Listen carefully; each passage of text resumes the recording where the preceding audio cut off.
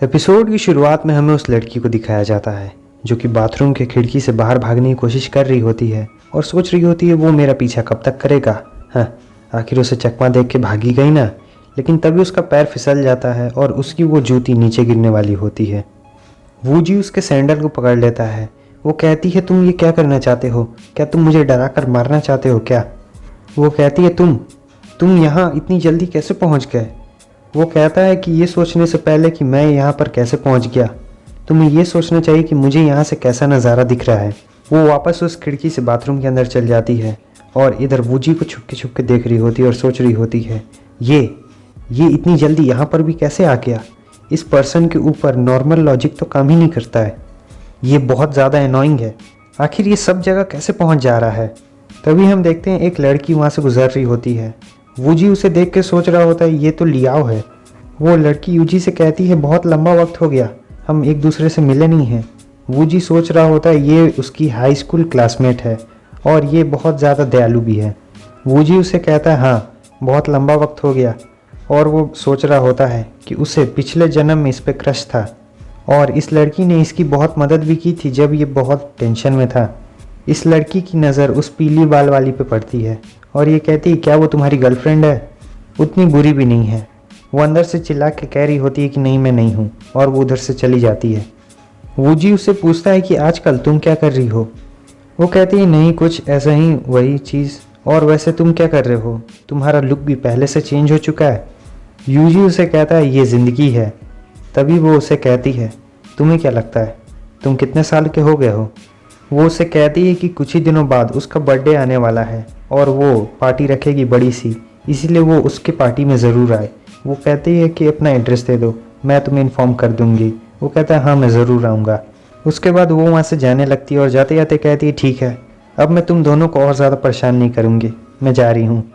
Woozi सोच रहा होता है मैंने ये उम्मीद नहीं की थी कि मैं इस ज़िंदगी में उससे मिल भी पाऊँगा, लेकिन मुझे ऐसे लोगों से मिलना बहुत पसंद है और मैं चाहता था कि मैं मिलूँ।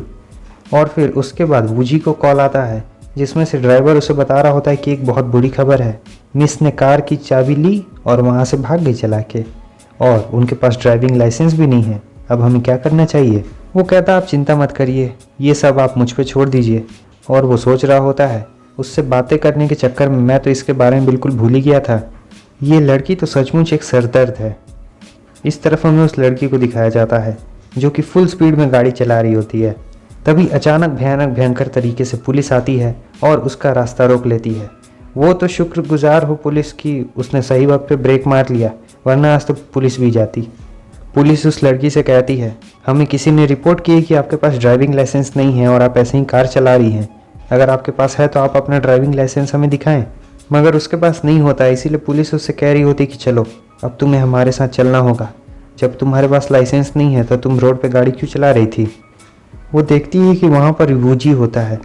वो कहती है कि तुम ही ने ये सब किया है, तुम ही ने मेरी रिपोर्ट पुलिस में की होगी। वो कहता है मैं ऐसा क्यों ना करूं, मैं इस शहर का एक जिम्मेदार नागरिक हूं और इस चैनल का जिम्मेदार सब्सक्राइबर होने के नाते जल्दी से लाइक कर दो।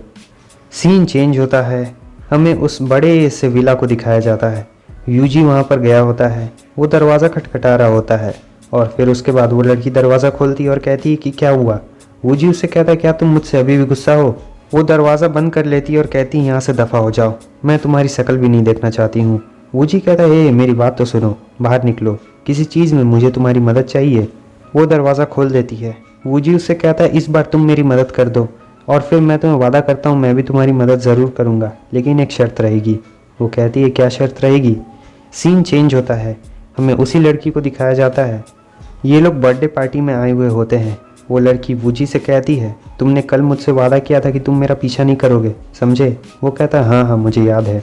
वूजी सोच रहा होता है बेवकूफ़ कहीं की, इसे पता नहीं है कि मैं क्या करने वाला हूँ, अच्छा रहेगा कि मैं ये अकेले ही कर लूँ। और इस तरफ होती है बर्थडे गर्ल और उसके फादर। इसके फादर भी एक बड़ी कंपनी के चेयरमैन हैं।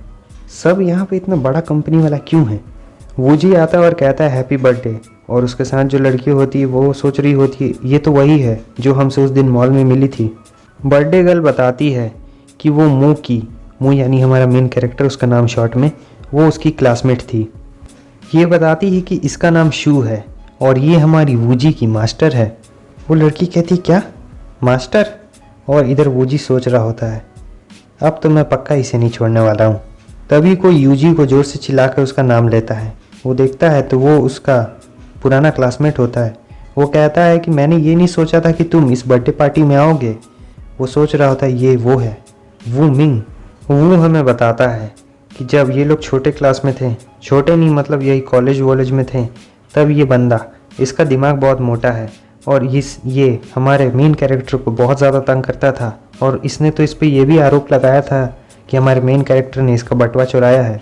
और फिर उस दिन से हमारे मेन कैरेक्टर की लाइफ झंड हो गई।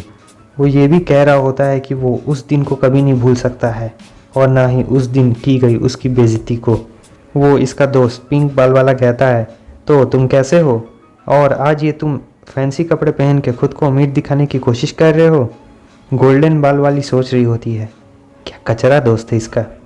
वो कहती है मिस्टर वू यहाँ पर बहुत ज़्यादा शोर शराबा हो रहा है और मक्खियाँ भी यहाँ पर बहुत सारी उड़ रही है, इसलिए चलिए हम बाहर चल के ऐसे टहलते हैं। ये बात वू की दोस्त को अच्छी नहीं लगती है। वो कहता है कहाँ पर है मक्खियाँ यहाँ पर। वो कहता है चलो चलते हैं बाहर। वो बहुत ज़्यादा जेलस भी फील कर रहा होता है और सोच रहा था आखिर इसके जैसे के साथ इतनी सुंदर लड़की क्या कर रही है। और इधर दूसरी तरफ आपको वो सन कंपनी का बेटा याद है, ये उसके डैड होते हैं जो राइट साइड में होते हैं और उसका बेटा भी आया हुआ होता है। इस तरफ हमें उस सन कंपनी वाले के बेटे को दिखाया जाता है जो कि बर्थडे गर्ल को विश कर रहा होता है, लेकिन इसका विश करने का तरीका भी बड़ा अजीब सा होता है। और इस तरफ वो बर्थडे गर्ल सोच रही होती है कि मुझे इससे बचकर रहना होगा, ये बड़ा ही शाना है। तभी उस लड़की की नज़र हमारे मेन कैरेक्टर वूजी पे जाता है और उसे याद आता है ये तो वही रेस्टोरेंट वाला बंदा है। पिछली बार तो तुमने मुझे बहुत तंग किया था, लेकिन मैं उस दिन को भूला नहीं हूँ। मैं तुमसे उस दिन का बदला ज़रूर लेके रहूँगा। वो पिंक बाल वाला बंदा भी आता है उसके पास और कहता है मिस्टर शन, मेरा नाम ये है वो है, मैं आपसे पहले भी मिला था लेकिन मुझे आपसे दोस्ती करने का मौका नहीं मिल पाया। और फिर मिस्टर सन के दिमाग में एक बहुत ही खतरनाक प्लान आता है।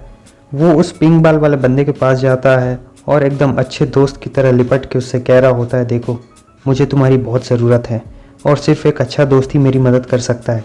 वो कहता है क्या वो मिस्टर सन, अब कहिए तो कौन सी ऐसी वो चीज़ है जो मैं आपके लिए कर सकता हूँ। मिस्टर सन वूजी की तरफ इशारा करते हुए कहता है तुम उसे देख सकते हो। वो मुझे उसे शर्मिंदा करना है बहुत बुरी तरीके से। उसे देखने के बाद तो वो पिंक बाल वाला बंदा भी बहुत खुश हो जाता है और मन ही मन सोच रहा होता है आज तुम बहुत ज़्यादा मज़ा आने वाले हैं। मिस्टर सन उसे प्लान बताने लगते हैं और वादे के मुताबिक मैंने 3 एपिसोड डाल दिए हैं। क्या तुमने पूरा ऐड देखा है? सच सच बताना। वीडियो अच्छी लगी लाइक कर देना, चैनल पर न्यू हो सब्सक्राइब कर देना। बाय।